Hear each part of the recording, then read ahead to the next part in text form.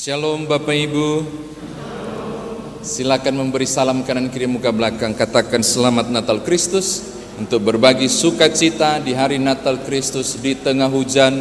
Beberapa titik di kota Palembang genangan air cukup tinggi. Itulah sebabnya tadi kita mulai melenceng waktu dari pukul 9 ke 9 lewat karena kondisi ini. Bapak Ibu, seharusnya sesuai dengan Sabda Guna Dharma kita membaca Lukas 1 ayat 67 sampai 75 tentang pujian Sakaria. Tadi malam pujian Maria, sekarang pujian Sakaria. Tapi saya menggantinya ke Lukas pasal 2 ayat 1 sampai 7 dan sebentar akan kita hubungkan tentang betapa luar biasanya lawatan Tuhan itu. Tolong lihat Mika 5 ayat 1. Di Mika 5 ayat 1 banyak anak sekolah minggu sudah hafal. Tetapi engkau, hai Bethlehem Efrata, hai yang terkecil di antara kaum-kaum Yehuda, daripadamu akan bangkit bagiku seorang yang akan memerintah Israel. Menunjuk tentang hal penting bahwa Yesus Kristus harus dilahirkan di Bethlehem. Nubuatan ini terjadi di tahun 751 sebelum Masehi. Ingat-ingatlah bayangan 751 sebelum Yesus lahir. Bahkan kalau saudara membaca Yesaya 7 ayat 14, sesungguhnya seorang perempuan muda, Alma kemarin, kata nama Alma itu, Parkenos, mengandung. Itu tahun 627 sebelum Masehi, maju 100 tahun. Yesaya 11 ayat 1, suatu tunas akan keluar dari tunggul Isai, dan seterusnya. Nubuatan-nubuatan ini disampaikan di atas 500 tahun sebelum Yesus lahir. Sekarang kita menemukan persoalannya. Persoalannya adalah Maria dan Yusuf tidak tinggal di Bethlehem, gitu, tetapi tinggal di Nazaret. Sedikit catatan untuk saudara mengenai Nazaret. Injil Yohanes bilang begini, waktu mau memperkenalkan Yesus, salah satu calon murid bilang begini, apakah ada yang baik yang datang dari Nazaret? Simpulannya, Nazaret tidak terkenal, desa kecil, kemungkinan desa miskin. Lalu kalau saudara membaca Lukas pasal 2 ayat 24, Lukas pasal 2 ayat 24 tentang persembahan penebusan.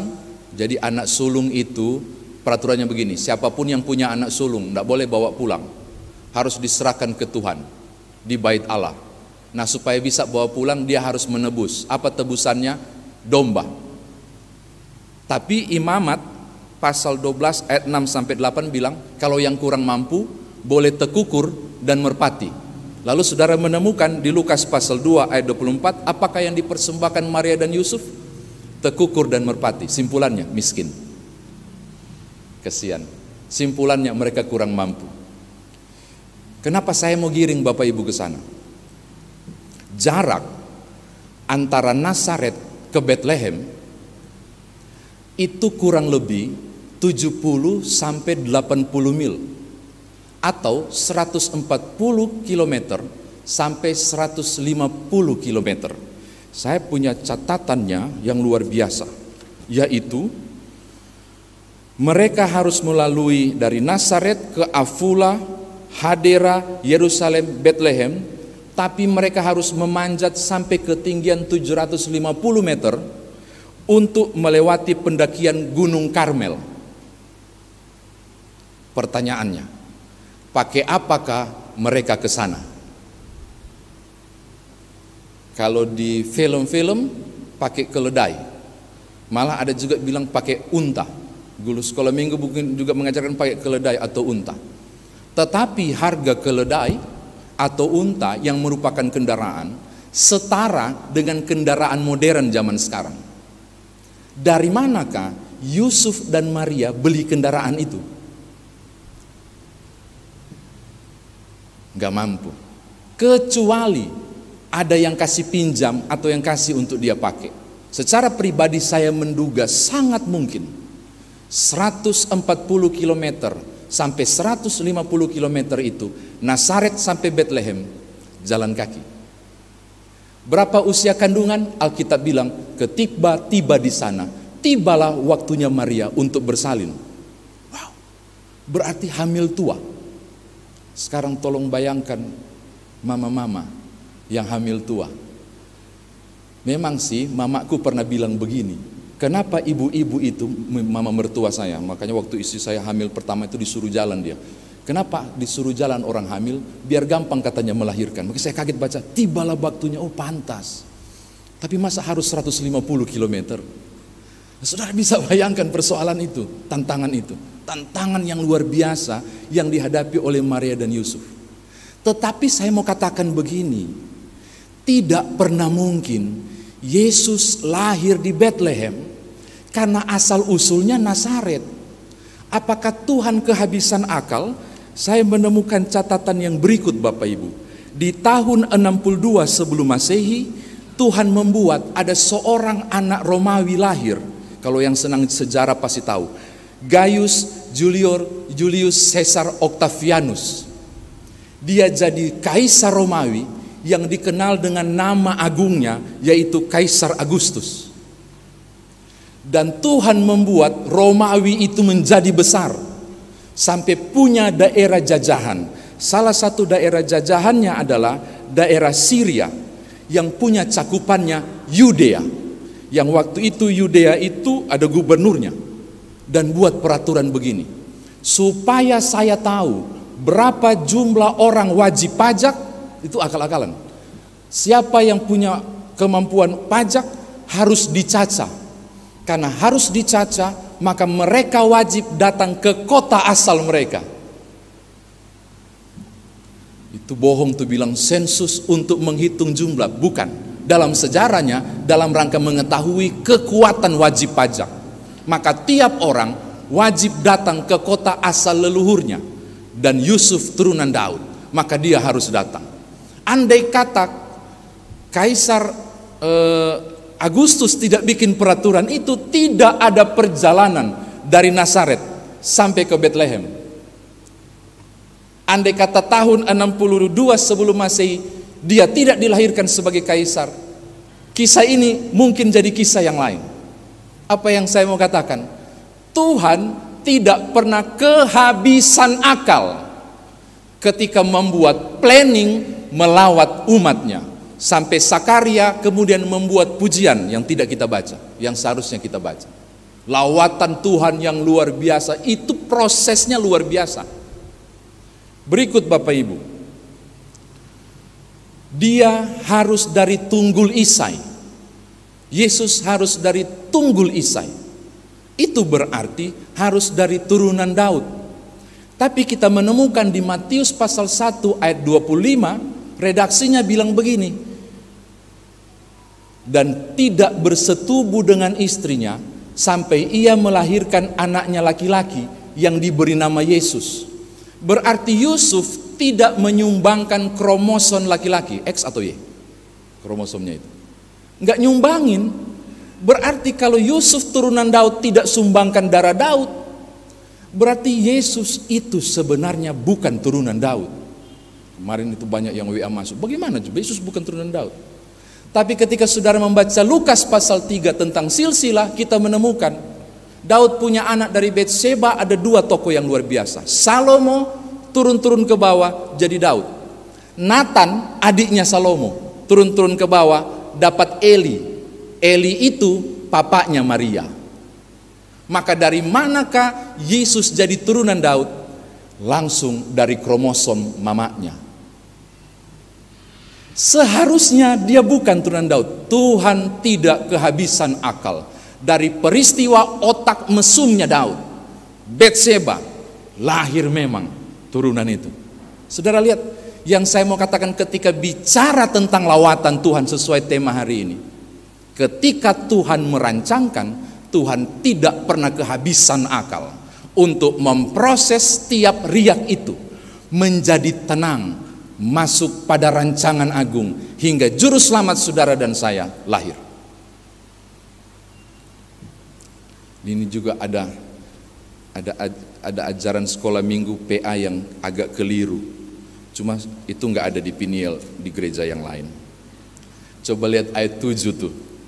Dan ia melahirkan seorang anak laki-laki, anaknya yang sulung, lalu dibungkusnya dengan lampin, dibaringkan dalam palungan, karena tidak ada tempat bagi mereka di rumah penginapan.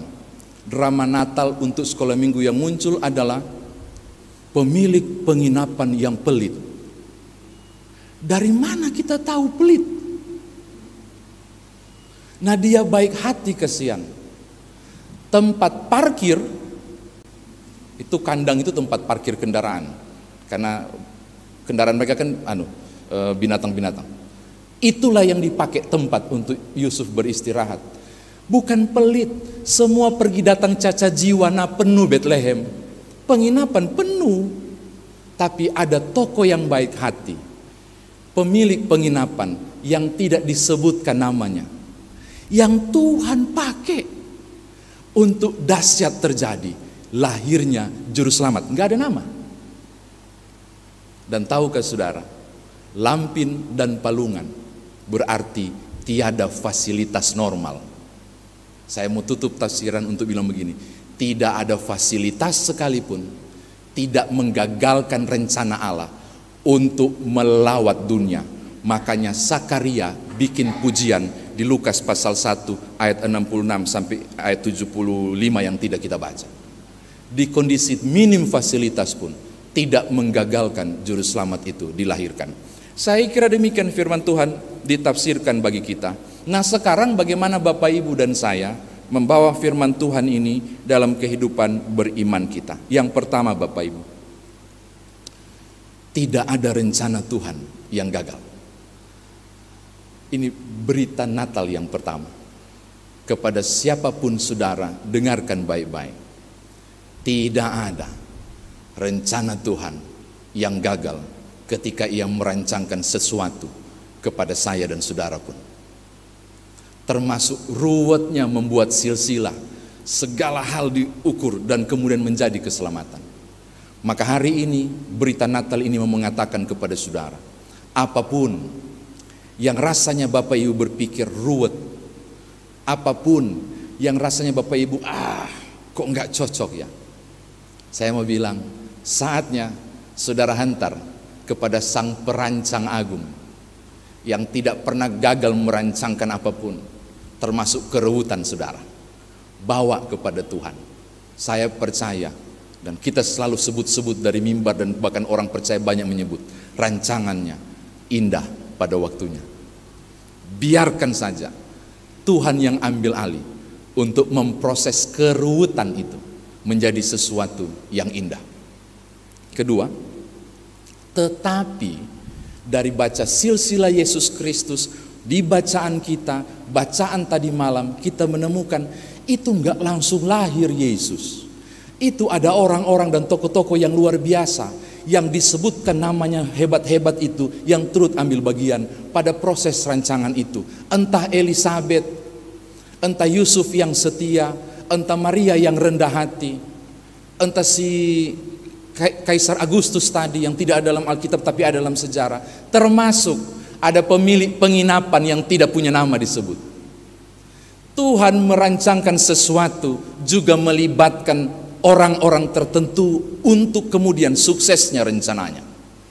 Maka hal yang kedua juga saya mau katakan, tidak pernah kebetulan saudara ada di lokasi tertentu, di tempat tertentu, di gedung gereja ini, hadir kemudian menikah dengan seorang suami atau istri, mendapatkan turunan anak-anak dan cucu-cucu. Saya mau katakan tidak pernah kebetulan. Tidak pernah kebetulan. Tuhan menempatkan Bapak Ibu untuk maksud tertentu, supaya rancangan itu benar-benar terjadi indah pada waktunya. Maka di hari Natal ini, berita Natal kedua, katakanlah pada diri, aku ada. Tidak pernah kebetulan. Tuhan punya maksud untuk saya pada rancangan damai sejahteranya. Jatuh bangun, sakit, apapun bagi saya tidak pernah kebetulan terjadi. Sukses hasil tahun ini berlipat kali ganda tidak pernah kebetulan terjadi. Runtuhnya barangkali bisnis saudara dan seterusnya, bagi saya tidak ada peristiwa yang kebetulan. Tuhan bisa pakai yang manis dan pahit itu untuk sesuatu yang luar biasa. menyatakan rancangan-rancangannya yang luar biasa. Jadi berdasarkan poin 1 dan 2 ini, saya mau tutup berita Natal yang ketiga dengan mengatakan, karena itu berita Natal yang utama, kalau tadi 1, 2, yang utama cuma satu. Jangan takut. Kepada gembala Tuhan bilang jangan takut. Kepada Yusuf jangan takut ambil dia. Kepada Maria jangan takut kandunganmu dipakai. Pada Sakaria jangan takut. Maka berita Natal yang utama adalah jangan takut. Persiapan Bapak Ibu saya beberapa hari ke depan memasuki misteri tahun anugerah tahun baru. Pulanglah dengan damai sejahtera. Jangan takut. Berita Natal mau mengatakan kepada saudara, mungkin gak sih keluarga ini baik-baik saja? Barangkali ada yang bertanya begitu. Karena beberapa begini sudah tidak sama lagi. Jangan takut, berjalanlah. Kristus sudah lahir. Pasti Tuhan bisa merangkai kemalangan dan keindahan saudara menjadi sesuatu yang gemilang. Selamat Natal Kristus, Tuhan melawat saudara, maka itu jangan takut. Haleluya, amin.